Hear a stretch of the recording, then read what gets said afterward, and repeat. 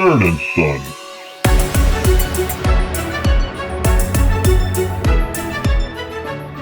Welcome to the Nerd and Son podcast. My name is Ralph. I am Nerd. I am Connor. I'm Son. Hey. And today we are going to be doing our second part to dealing with problem players. But first, most importantly, if you want to get a hold of us, ask us questions, anything like that, down in our description is our link tree. So that way you can contact us on a bunch of different platforms that we are. All right. Absolutely. Absolutely. That's great. I mean, my Linktree introduction is not as witty and smart as yours, but hey, I got it done this week. Okay. So on our last session, starting with dealing with problem players, we talked about the main character archetype, the rules lawyer, the min-maxer, and the disruptor, also known as the murder hobo. So we got a couple more to go through, which 7 more actually. Wait a second. Are we just getting into the podcast episode? We're not going to sit here and talk about stuff for like 10 minutes? Well, what kind of things do you want to talk about? Well, what do you want to talk about? New Avatar show just dropped. You don't want to talk about that? It could be. Except I didn't watch it yet. No, I don't want to talk about it. Oh well. It's fine. It's fine. I only watched the first episode, so I've heard it gets better. Okay, well, yeah, you know what? Out of all respect, shut the hell up. I don't want to know. Well, as long, I mean, anything could be better than me taking you and your brother to the movie when M. Night Shyamalan's The Last Airbender came out. And what are you talking about? Even when you guys were little kids, you said that was bad. What are you talking about? I took you to the movie theater when M. Night Shyamalan made his Airbender movie. What Airbender movie? Oh, see? It was that bad you don't even remember it. What? No, this is the first time they've ever done a live-action Avatar. No. There was a movie done a little bit over a decade ago. Look it up. I'd remember. I love Avatar. I would remember if something happened like that. Yeah. See, this is a chance where now you are actually forgetful, where I remember stuff. But yeah, you were like, "This is bad." No, because no, it really didn't I would follow... remember that. I would remember that. Okay. So that's something I would remember the existence of an Avatar movie. Like that seems like something big. This is the first time they've ever done anything live action, and this is it's hopeful. See, I am so happy that you have the blissfulness of ignorance. See, for me, from my looking, anything is better than what I had before. So, and now what we can do, it'd be awesome, is we can actually do maybe a watch along. No, maybe figure I'm something. I'm not going to watch that movie again. You just said that you didn't watch it. Never mind. Oh, shut up. Okay, let's get on with the podcast. I've been fucking with you this whole time. You know what? Yeah, you're out of the will now. Yeah. Forget it now. My whole 50 cents is going to go to your brother. Okay. Oh, okay. That's fine. Hey, guess what I got? 2 quarters. So happy. Or are those nickels? I've got my... They're quarters. I've got my inheritance right here. Okay. Don't expect anything more. Okay. So, dealing with problem players. Okay, so the next one that we were going to talk about is the best friend / relative at your table. Okay? Which honestly, having people that you know at the table can be great because it's actually easier to play off people you personally know. But it can also be bad because then you have a tendency of either picking sides or them expecting you to pick sides. Yeah. And it can be very counterintuitive to the overall game. So I remember reading somewhere that there was an advice that I read on Reddit a couple years back, and it was that it's better to make friends from playing RPGs than it is to bring your friends and introduce them to RPGs. And I understand where that sentiment can come from, because having people and bringing the outside of the game into the game, that can be an understandable reaction to that. But I wholeheartedly disagree with this sentiment, and I think that if you love the game, you love these people, you should want to share that with them. And it can create these conflicts here, just like anything else can. But it also depends on what you want to get out of it. If you're there to hang out with your friends, then this can be a great catalyst for that. If you're there just to play the game and get through the module and have that experience, then that might not be best for you. Right. I mean, overall, to me personally, a get together with your friends was the actual main point. Yes, the medium that we used was Dungeons and Dragons, but I don't know. I mean, you can call it a passion and everything else, but overall, we're here to socialize, and then this is what we use to socialize.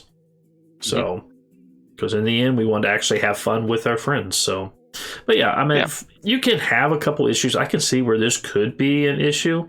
Like, for example, if you are playing with a friend of yours, then you're going to have other people at the table that go, are they conspiring together? Are they hidden secrets? Is this other guy going to be planning on betraying me?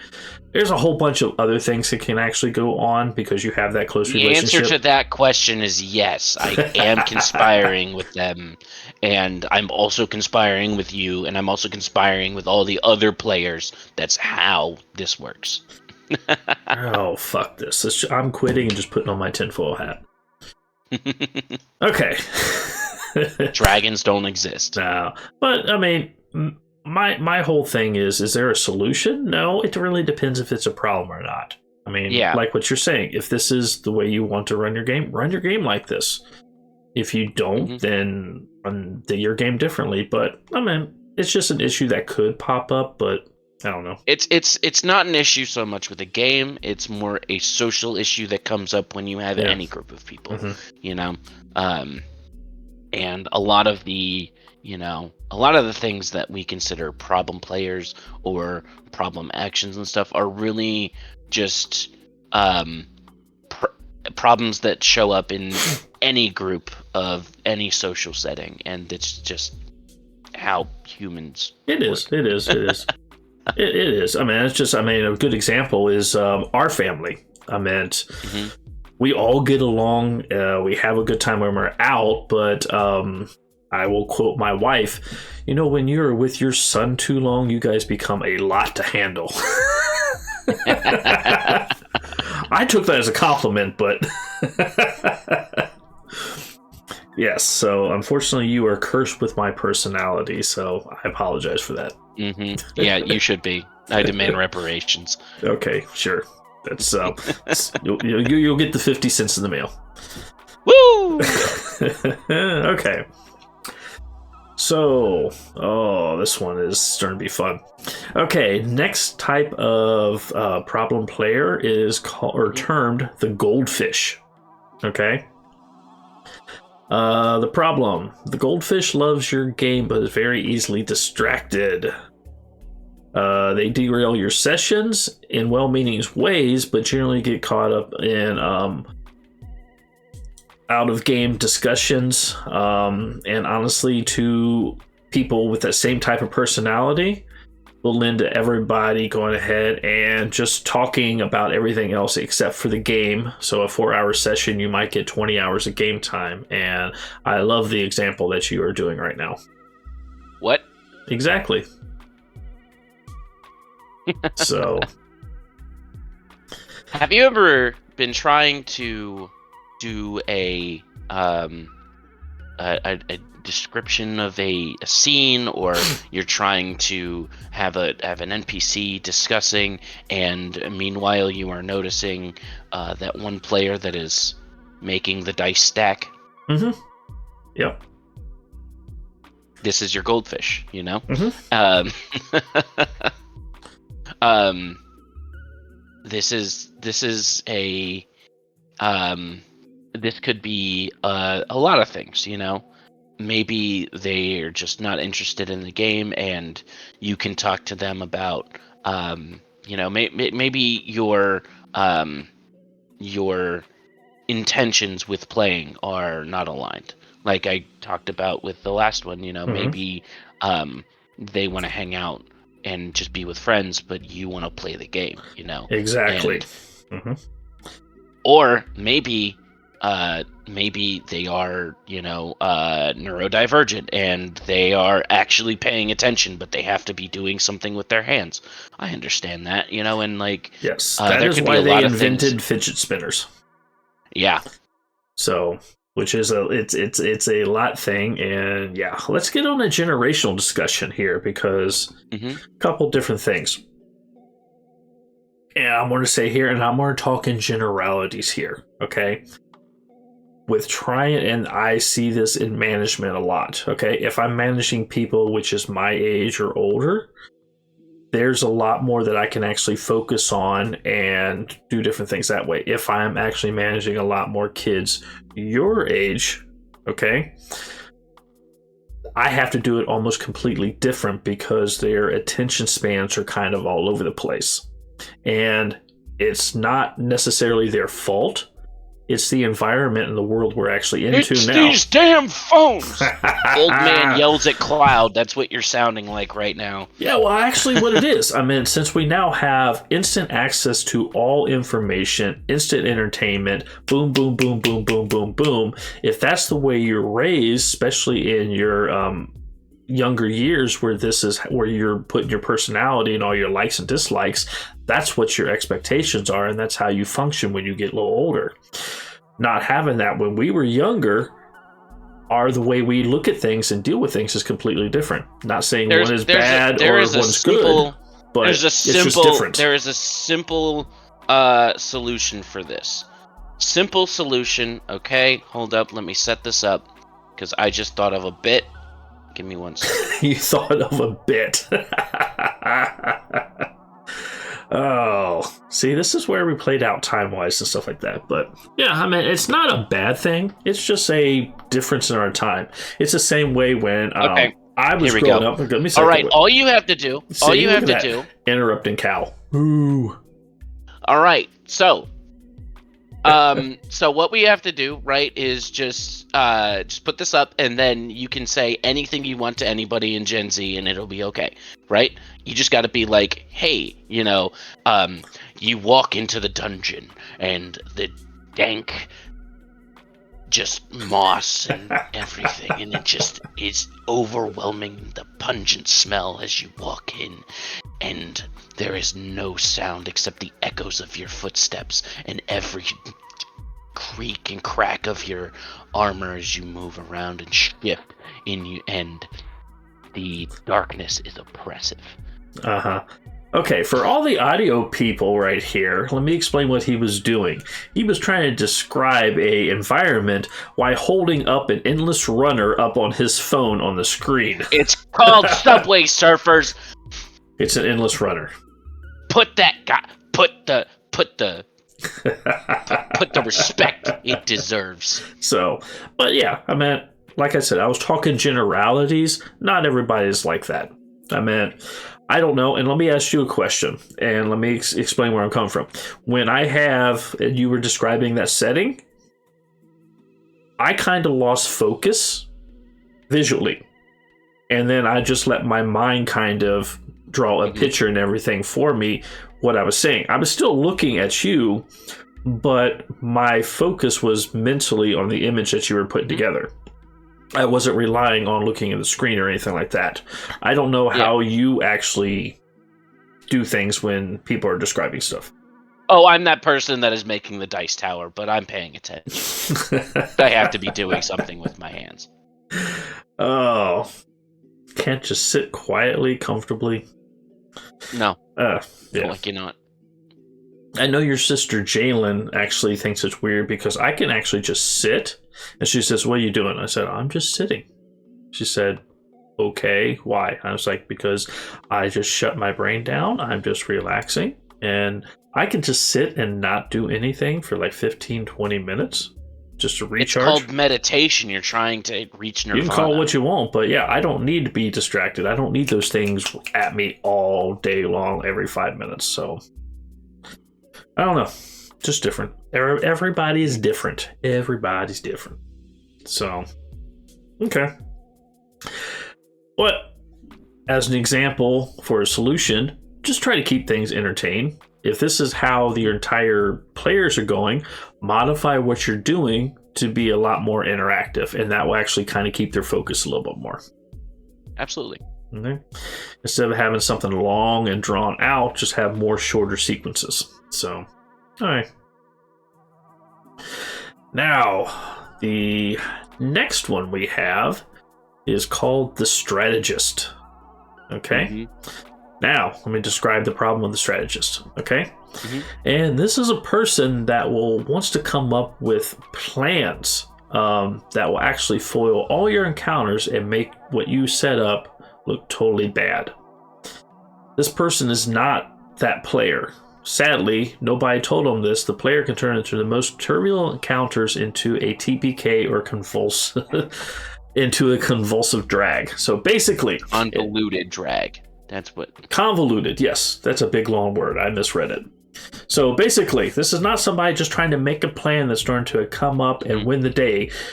What this guy is he thinks he's coming up with a plan, but oh my god, his plans are just horrible. And when he takes action without working with the rest of the team, he causes the issues with the TPKs and everything. Mm-hmm. So the illusion of saying this is the strategist is kind of wrong. This guy's a strategist in his own head. Yeah. We in my line of work, we call these we call people with these they are we call when people get good ideas, like we call them good idea fairies, and they are not good ideas, and should not listen to the good idea fairies when they come around. So I don't know. Absolutely. So some of these things are doing, because you have to take a look, because I mean, they will sit there, and I've ran into a couple of these where they'll base their entire solution to a problem around a single spell or a single thing they're going to do without understanding exactly how either the spell, item, magic item, or something else works. And just take it in their head that this is just going to work. And yeah. It's also the same person that will actually say it's a good idea, especially if you're watching like a horror movie that goes, "Hey, I think we should split the party." Yep. Yeah. Yep. That's a good idea fairy. You should not listen to the good idea fairy. No. Love it. Yeah, kind of get picky, but yeah. It's Absolutely. interesting. Yeah. I don't think I've ever ran into this. But I think that's because I am this when I play. I'm not sure I actually want to play a game with you. Let me tell you, with all these things that you're telling me here, you might end up being my problem player. I am the issue. I like moving things along. Because if we sit there for an hour talking about a strategy for something that is just trivial, I will just walk in. I will Leroy Jenkins. Oh, that's exactly what we need. We need somebody to Leroy Jenkins it. That's great. Mm-hmm. Awesome. So this is me. This is I am the problem.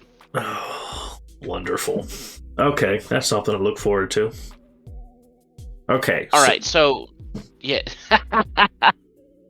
So solutions, right? Go play a different game, right? Because go play. If you want to just try different strategies and try different things out, and make these crazy plans, maybe a skirmish war game is good for you, so that you have like small scale, you can just get in, do the stupid thing you want to do, and then get out, right? And you've lost the game, low stakes, you're not playing a character and ruining things for other people, right? If this is a concurrent problem, right? I'm And not it can be aware fun. of Yeah. any specific games that this would be a benefit for. I know they're out there. Yeah. I've heard of them. Do you Mhm. know like a specific game? Yeah, so if you are a more Warhammer type, you have your 40K version, which is Kill Team. You've got your Age of Sigmar, which is Warcry.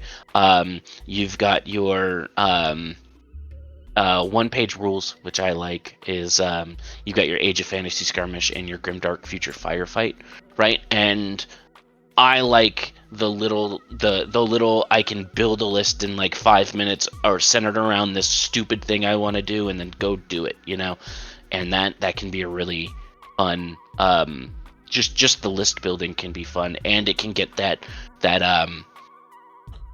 kind of impulse to just try different things out. This could be a solution, probably. Okay, so.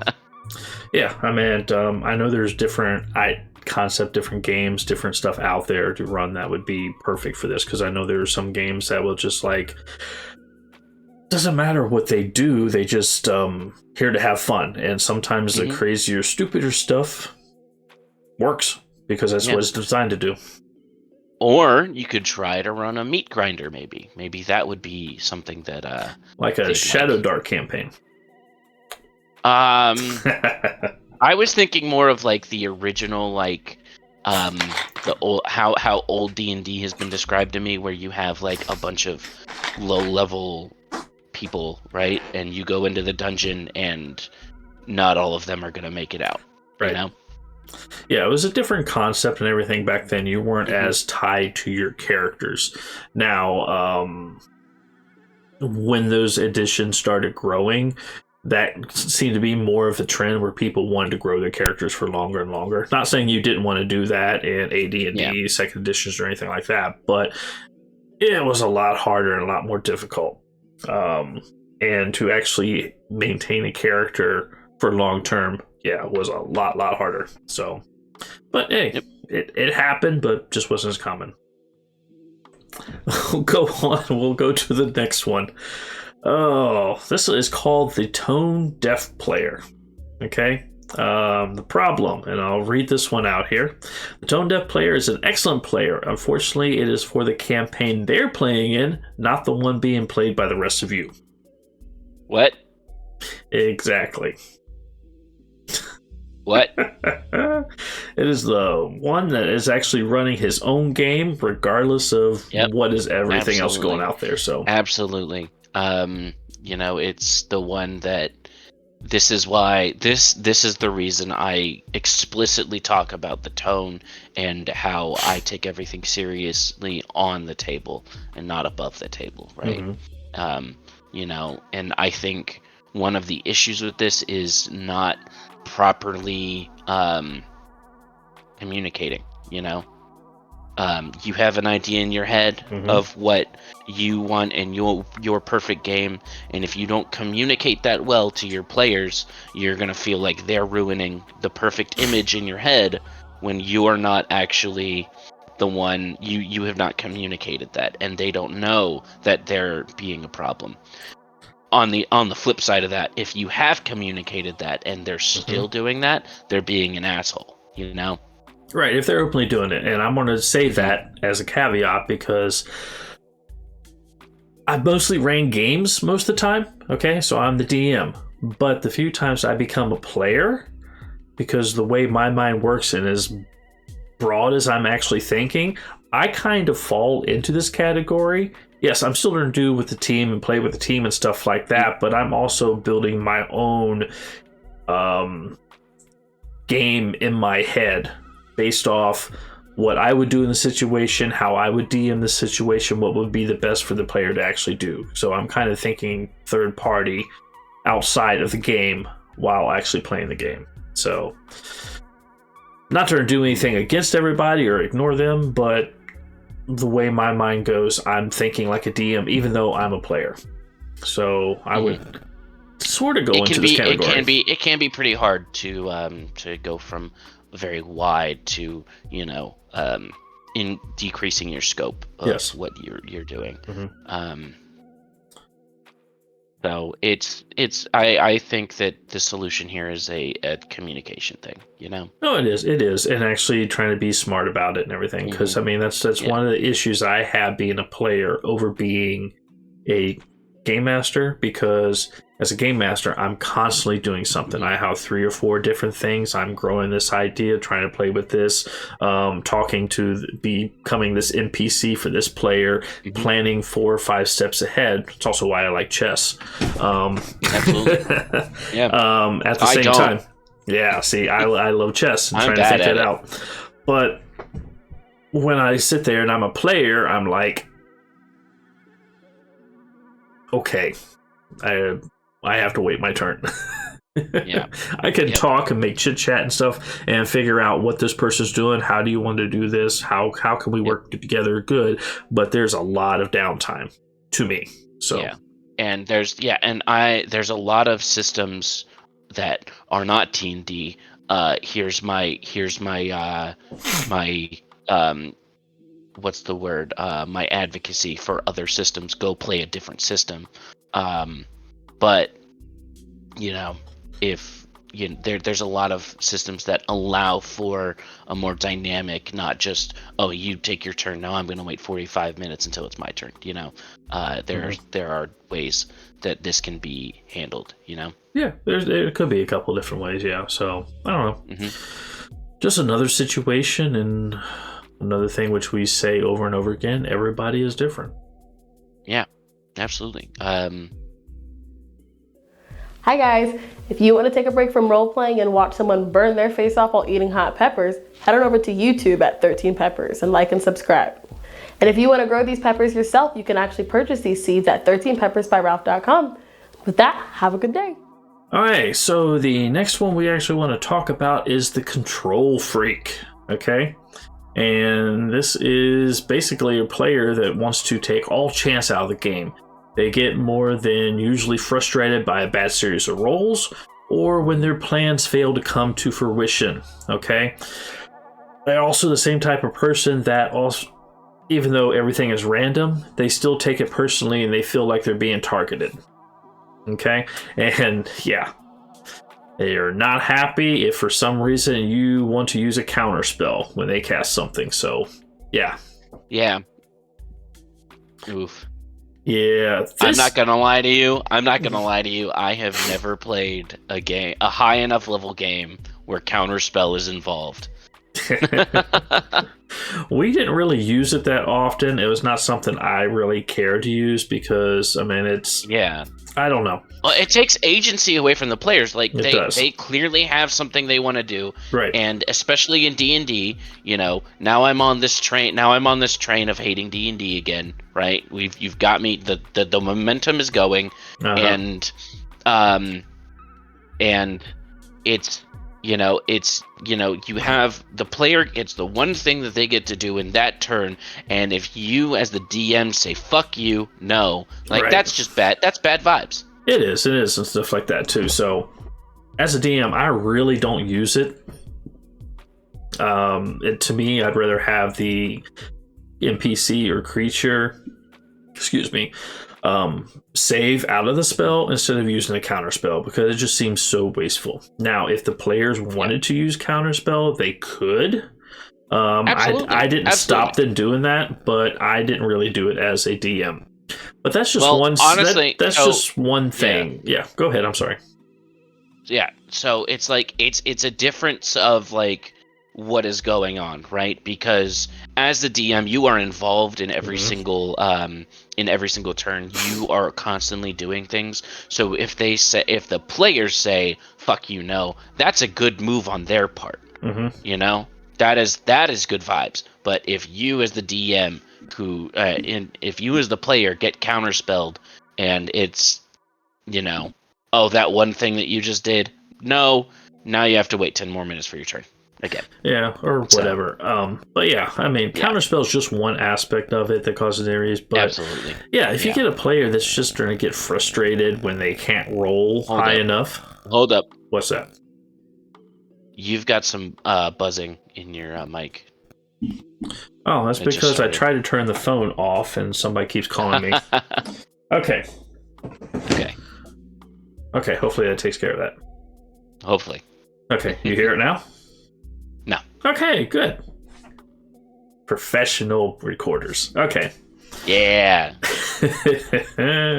Okay, so yeah, besides just the counterspell issue and things like that, this is really somebody that just gets frustrated with just bad rolls in general. Or gets pissed off when they're trying to hit a higher level creature or not paying attention that's a higher level creature with plate or natural armor, and they roll a 15 but need a 16 to hit. And they get mad, go, why is a 15 not high enough? Yep. Well, there is an argument that can be made against AC in general. Because, it's the same thing with the counterspell. Like, oh, didn't work. Okay, Well, if you don't invite DC to the table, then AC doesn't have a problem. Okay. I couldn't think of a music joke, so that was the closest thing I can get. So I knew what you were going for, but I immediately thought of I don't know which one is the one that Edison used to kill an elephant. I think that's DC. I think so. Yeah, because he was trying to use because here's your history thing, right? Edison was trying to argue against Edison was. Yeah, I had a phone. You had a car. Yeah. Well, right outside of that window right there. Hold up. That window right there is a parking garage, literally directly, like several feet behind it. So you get the best views. Okay. Oh yeah, absolutely. And then when at night, because there's no curtain on that side, right? Mm-hmm. So if I don't have a problem with it, but it will. I do get bright, Toyota Tacoma lights just right in this wall. So, yeah. If what was I saying about? Was I talking about AC? I got distracted. Shiny. I'm the goldfish. Yeah. But no, it's not that they're being targeted. They just take things too personally. It's a game. I was going on about Edison. Yes, the killing the elephant. Yes. You goldfish too. So, right, he was arguing against Nikola Tesla's direct current, and he was trying to argue for his alternating current, and so he said that he was, if I remember correctly, he said that he was using direct current, and he killed an elephant with it. But in reality, he used alternating current. To show the dangers of direct current, he utilized alternating current to kill the elephant. I know. Edison was a very bad man. Yeah, the more that you learn about history, the very, very interesting it is. So absolutely. But yeah, there's no such thing as a hero. There's no good people in history. That's the end. That's the end of it. That's the more you learn, the more skeletons you find. But yeah, oh well, because they're all dead and decomposed. And it's just a skeletal remains left. See, and it's just skeletons. Yes. Yeah. Okay. It doesn't matter. It doesn't matter if you are a lowly peasant or a king. At the end of the day, you're a CR 1/4 skeleton. Oh, I thought they were CR 1/3. Could be a fourth. I don't remember. It's something like that. I don't know. Yay! Okay. You're a low-level enemy. Exactly. Okay. Do you got any solutions to this one? The control freak. Let's see. Because I'll tell you mine right now, because I had this because we added a Yeah. different player to our table, and then this was just an issue. And I talked to the other players that's been there longer than this one, and I was like, yeah, it just wasn't going. So I asked him not to come back. He just was not meshing. It was more of a problem than anything else. Yeah, absolutely. Oh, the drama. And that is the the nuclear option, and if nothing else works, then that's all you can do, and if they're not enjoying the game and they're not meshing with the group, then maybe there's a different, if you still want to hang out with this person, maybe there's something else you can do. And and if you don't want to talk to this person again, then just don't let them be in the group. But if they're not enjoying the mechanics of the game for how they are, then you should look into a different game, right? Exactly. And if you don't want to play and if you want to play a game in which you are rolling dice, but you want to take all chance out of the game, then don't play a game with dice. No, you can't do that. It's just you just got people which are just naturally born losers. I'm not born losers, but just born losers. That's not what I meant. Bad losers. So all right. That's all you can really do about that one. Okay, next one. We're going to talk about this one is the indecisive. Okay. Yep. What's the problem? Okay, this player can really slow down a game. It takes ages to decide their own every move, whether in combat or how to to level up their character. Okay, while your other characters or other players are just sitting around, spending time playing on their phones, waiting for this guy to be done, or girl. Depends. Can't pick and choose. This person. I have to be politically correct. Okay. Yeah. I don't know. So the thing with this, right, is you're dragging the game down. It's you already have ample amount of opportunity within the round structure to wait until it's your turn. You should have a game plan. You know, sometimes if the person that goes right in front of you has like some Hail Mary that they've done and they've really changed up how everything has worked on the battlefield, it can be understandable. But generally, almost every time that it comes around to your turn, whatever you had planned before will still work, It will. I mean, some of the things you do, especially to speed up the game, especially leveling, leveling seemed to always take the longest, okay? And in my games and sessions, we didn't actually dole out experience after every encounter. We actually did it with what you would consider a long rest, okay? Or at the end of the session, and everybody can go home, figure out what they want to do, and then they come back at that particular time, okay? That kind of sets it up, because I mean, when you're playing a game and you don't have time to rest, you're just moving, then it doesn't become an issue. But that seems the way the table that I was playing and the way we kind of naturally flowed into it, because everybody, since we played for so long together, meshed so well, we didn't really slow down the table. Unless there's something that everybody was discussing, and at that point you got all four players discussing what they want to do, how they want to go, what they want to do with their characters, and then that's it's not necessarily the game, but to them it's still part of the game.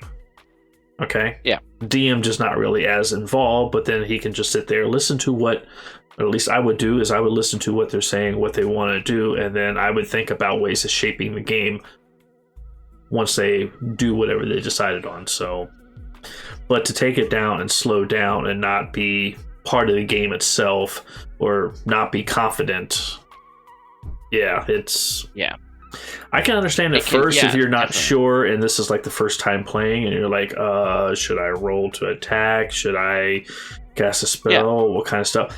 Learning is different, but somebody that can't decide or can't make a decision on a constant level, yeah. yeah. And your solutions are, um, this is not something that the group can really help with usually.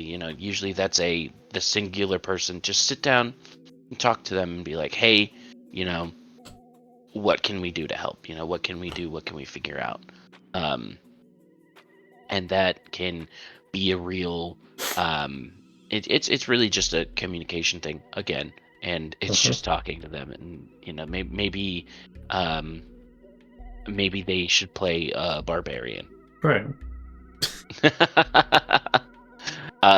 If they have if they have Mhm. too big of a spell list and they can't figure out exactly what they do, I don't like sitting there figuring out, oh, what am I gonna do? I play.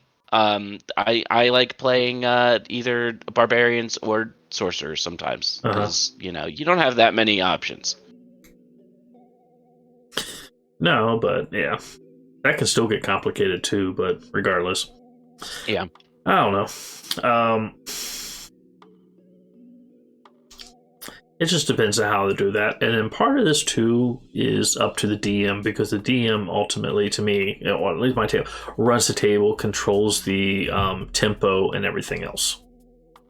Because Mhm. there's ways that something takes too long, then all of a sudden you have a random encounter that it happens, or could be a couple different Yep. things. I meant, yeah, you can always try to speed it up one way or the other. So, or you actually give a timer. It's like, okay, we got 3 minutes, and then your rest is over. Yep. Okay. Cool. Yep. Absolutely. All right.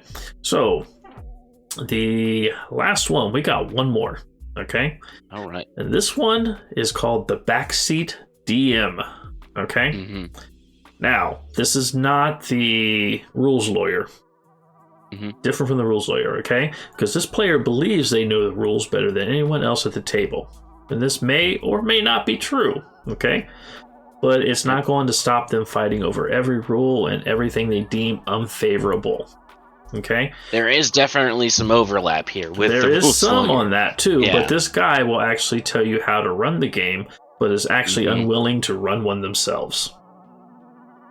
Yep. Yeah, so yeah, that's a pain in the ass. Yeah. Absolutely. And I've never had to actually deal with this, but just thinking about somebody doing this is just like, yeah, it'd be I very don't have the patience frustrating. for it. Yeah. I don't have the patience for it. So Yeah. It's it's just people being an asshole. it is. That's really at the end of it. And the the solution here is saying, hey, run a game yourself. Right. Well, here's the thing. I'm not a shy person, so if somebody says something or anything like that, I will bring it up, because I meant, Yeah, but that being can be hard. That's well, if you're not used to it, but I've been a manager for so long. Plus, I was actually taught when I was going through management, and it was big in the 90s to go about, ooh, look at those books for management, or Stephen R. Covey's stuff for organization. But he actually had one, which actually makes sense. I think it was his, I could be wrong. But it's called the 1 Minute Manager. Okay? To actually be effective, instead of actually dragging something out overnight or later or anything like that, is you address the issue within that first minute of it happening. And that just gets it off the table, it gets it addressed and over with, so you can take action and do what you need. So if I got somebody doing this, that will be addressed in one way or another. Okay? I think that here's the thing, right? You are putting a managerial thing, right? When this is It's a habit. collaborative game, Yeah. right? And the thing is that a lot of people are have more issues. Maybe they're non-confrontational, and Mhm.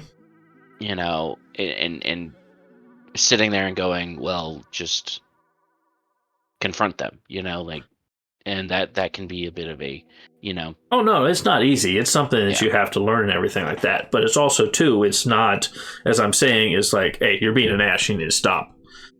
No, because you have to understand their personality, the way they can act, way you can actually talk to that person to get them to understand the point that you're going to. It could either be something gently, something off to the side, something directly, because everybody has a different way that you need to interact with them, and you need to recognize the way that you interact with them. Otherwise, it's just going to cause a bigger problem. It's going to throw up barriers, and you have arguments. So, yeah, I'm kind of generalizing my comments here, but in the same manner, yeah, you need to address that and move on. Mhm. So, I think, if somebody is doing this, you can, and if this is becoming a problem and it's a big issue, right. And with any of these, it's you can change your game or you can change the people in your game, and those are generally how that can work there. Right. Yeah, just that's true. I mean, like I said, I've never really had to deal with somebody in my game like this, but yeah, I've heard about these issues. I've read different things on forums about these issues, especially on random tables and everything like that too. So it just, I don't know. When we start playing, maybe we'll come across some. Maybe. We'll see. So, now there is, okay, well, that's pretty much all that we had. So that's a list of total of 9 of them we went through.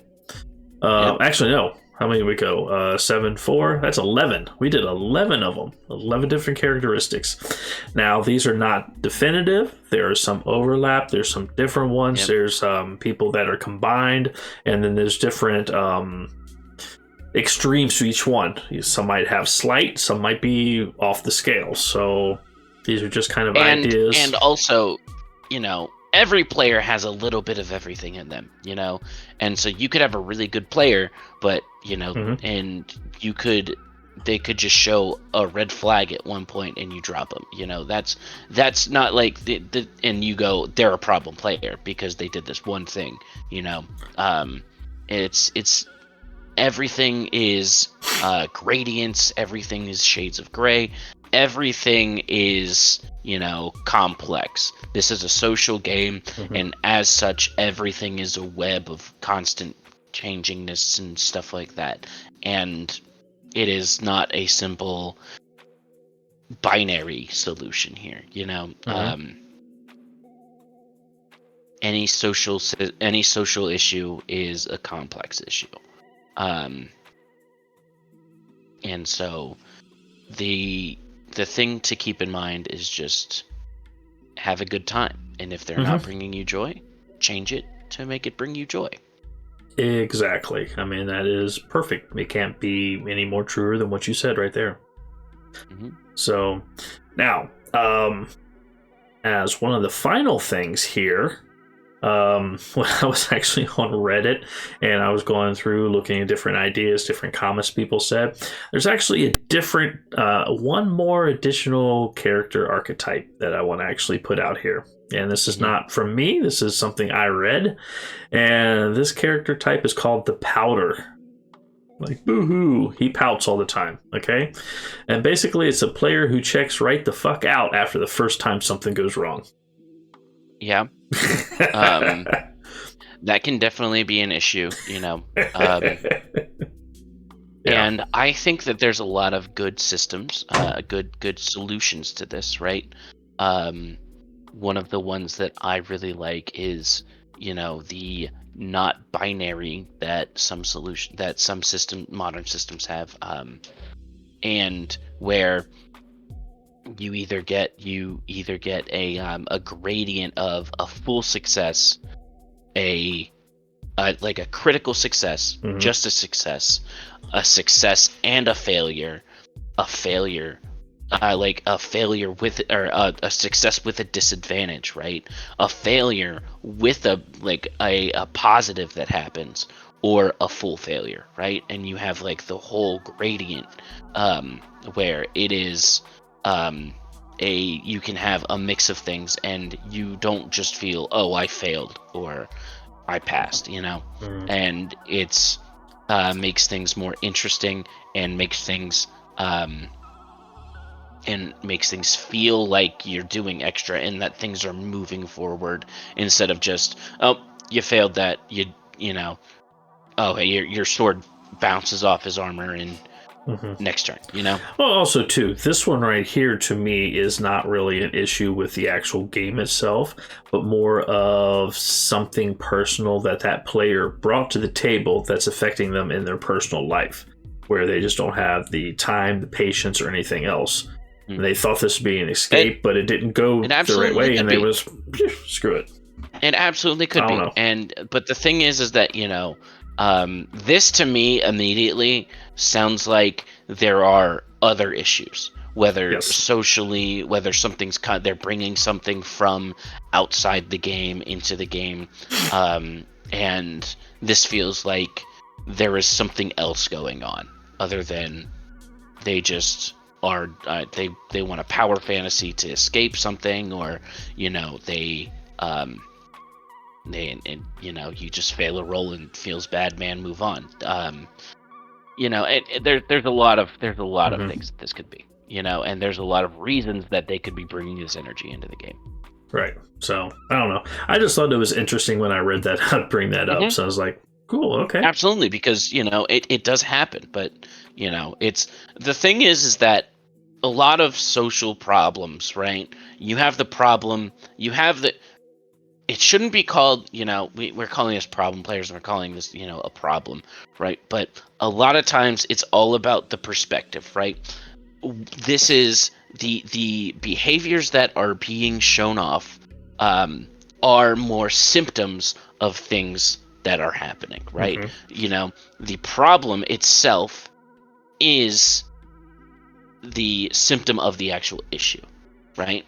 And there is something else to change rather than that one behavior, because a lot of times behavior and how people act is in response to something, some need that's not being met or something like that. So it's important to try to get to the bottom of an issue, rather than just the end state of this is, we don't like that, right?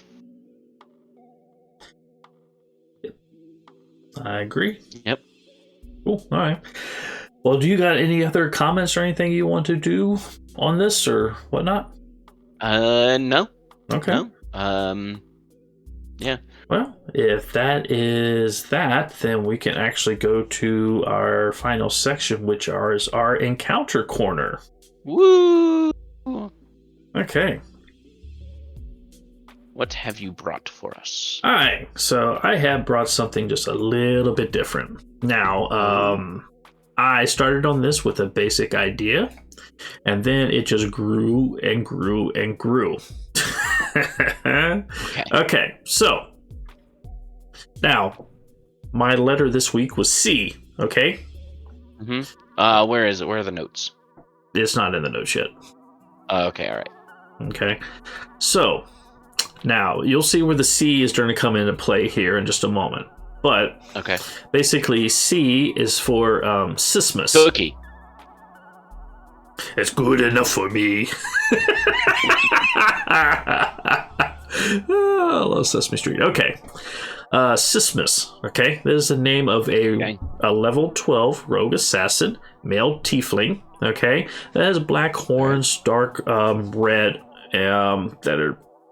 it has deep dark black horns, and his skin tone is a dark red, almost black. Okay. He has custom black and dark red armor, which seems to kind of move of its own accord. Okay, so that's where the C comes from. But let me get this put together here. Okay, we're going to actually start out, okay, with a Thieves Guild. Okay. So I'm going to set this up here. The Thieves Guild. The guild is called Shadow Ember. Okay, what's the size of it? Don't know. Who's its leader? Don't know. I have ideas, but that's part of the campaign stuff I'm working on. Okay. Now, this guild is located in city X, whatever. Okay? This is where the guild is rumored to be located. Rumored because no crime is committed by them in the city. There is also a quick response to any individuals or groups who commit a crime or try to gain a foothold within the city by the rumored group. Okay? Because they maintain order, they are almost welcomed by the current rulers and also beloved by the locals due to the comfort and peace they provide. Okay? Even though they are assumed to have freedom and immunity in the city X, they are never heard from or seen. Okay? So for the ruler and everything like that, it's a two-edged sword. So you're going to have this group that's going to maintain peacefulness. They don't want any attention brought to them, period, but they'll take care of any issues so there's no rivals or competition. Okay? Which causes them basically to be beloved by the locals. So very, very cool. Okay? Now, this group's reputation is well known through I can't talk. This group's reputation is well known for the services they provide throughout the rest of the land. For a price, they can be hired to do just about anything. The only way you know the job is done by them is a calling card that's left. A card with a picture of a burning ember, which disappears into shadowy wisps once it has been seen. So there is no permanent knowledge. So it basically provides the rumor mill of what's actually going on. Okay? So very, very cool like that. Okay? Now, to hire the guild, one actually must go to City X. Okay? Find one of the inns that has a small flame logo somewhere on its sign. Very discreet and stuff like that. Okay? You want to leave a written request with one of the barkeeps who will refuse to have any knowledge of what you're talking about. But if you hand them the request with like a few silvers, they'll take it. Okay? Now, if the job is to be taken, a member of the guild will find you and discuss the job and payment at that time. This could be the same evening, like a Skyrim NPC, or weeks, or later at their discretion. Like the Skyrim courier coming up to you randomly. Just your random courier, yes. But no, they would actually do it secretively and everything like that, okay? And then they would discuss what's going on, okay? And this is kind of the basis and the organization of the guild. There's other stuff that I've been working on because this has kind of been growing and growing, but that gives you an idea. Now, say that you're running a campaign and one of the people that actually meets you is Sismus. Okay? And you kind of understand what he is. He's a tiefling, so he kind of got that evil, dark look. His shadow leather armor just seems kind of moving to its own accord. Okay? And what is actually cool about this rogue assassin, okay, besides it's just his talk, running the plans, being able to handle his own with whatever happens, but his leather cloak that he wears, okay, is actually a cloaker, okay? Now, this cloaker was given to him at the creature's birth, okay? And through a magical mental connection, okay, that was given to him, he can communicate, or Sismus can communicate to the cloaker, okay? And it is treated more as a partner to Sismus than a pet, okay? Because when the cloakers are actually kind of relaxed and on form, they actually almost look like a leather cloak. Okay. Well, So what is the bestiality laws here? Because I think this sounds a little sus. the cloak is Sounds an a little aberration. Suspicious. Mm-hmm. Okay, what's the aberrationality laws here? Because It's called Fantasy World. Sounds a little sus. You can be as sus as you want, but this is an interesting character type that I was actually coming with. And because I was coming up with that, then I kind of grew into the whole guild faction. So what this does is it's going to give you an NPC. It's going to give you an encounter if you have to battle the NPC or fight, or he's an assassin. He could be couple different things. With that gives you an awesome kind of encounter, which is different from your normal group.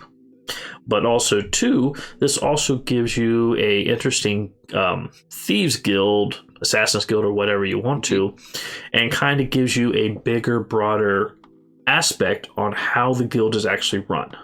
Okay, not going into the specific services, costs, or whatever like that, but kind of gives it an overall setup, which kind of, if you are running this in a game, gives you that kind of not having to define everything by giving such a great mystery to the players that it almost builds itself. And that's kind of the way the guild wants to be done, through rumors and talking, and that's why when their cards or calling card disappears in the shadows, once it's viewed, just leads to that. So you really don't know what needs to be done. It's just they're not seen, not heard of, and everything like that. The biggest thing is whatever main city or whatever city you put this in, that's why they don't want to bring like, for example, if it's a major city but it's not the ruling city in the area, they're not bringing those city guards to come find them, track them down, or anything else like that too, because they do have the protection of the local people, because without being asked to, they are the local people that take care of stuff. So yeah, it kind of got an interesting kind of group feel and everything else on there too. So I kind of like that. I got some other things I'm kind of looking forward to as a group and a guild that I want to expand out on, but I thought this would be a excellent, especially encounter for an NPC, and also a group that he could be associated to that one may be able to use in their campaign. Yeah, absolutely. Cool. I like it. All right. See, my stuff just kind of grows and grows and grows, and which can be kind of plopped into almost anywhere. So I really like that. I have a couple other things that kind of spawned out from this, because like I said, that's how my mind works. I start with an idea and then 20 other things fly off of it. So yeah. All right. So any questions or anything else, or anything that you would expand on in this, or?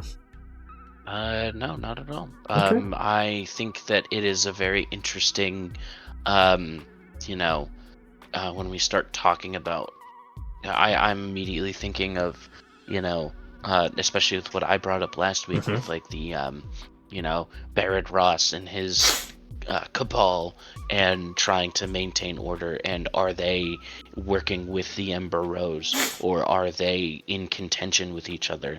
And having separate, it in the Blades in the Dark system, you have your clocks, and having the different things go off, and we can talk about that another time. And we, in like having all the different factions just like work against each other or with each other, and this is really building up to a something that can really be interesting. Right. So, all right, cool. Well, I am glad that you like this one.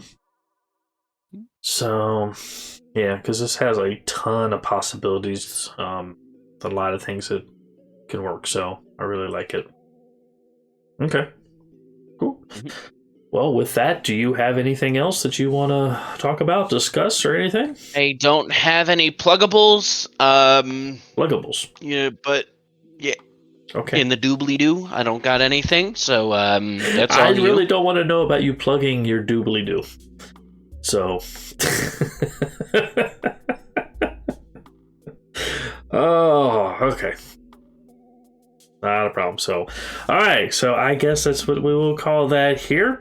And what I'll say, if you like what we've been discussing, what we've been talking about, please subscribe if you're watching on YouTube. Subscribe if you are listening to this audio form on whatever podcast service that you are listening to. I know I've signed up with a bunch of different ones with the portals that goes out to. plus with the videos that we have on YouTube. So very, very nice there.